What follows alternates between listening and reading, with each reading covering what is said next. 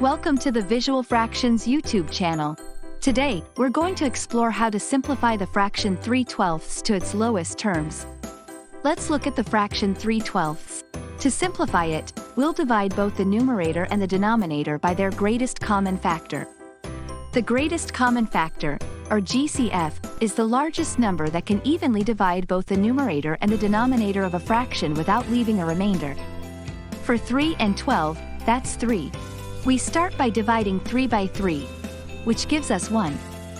Then we divide 12 by 3, which results in 4. So, simplifying 3/12, we end up with 1/4, which is the fraction in its simplest form and cannot be reduced any further.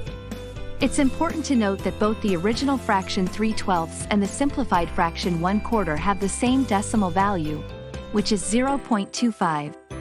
This shows that although their appearance may change, their value remains consistent. So, there you have it.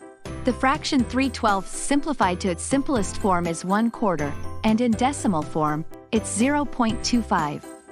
If you found this tutorial helpful, go ahead and smash that like button and don't forget to subscribe to Visual Fractions. Thanks for watching.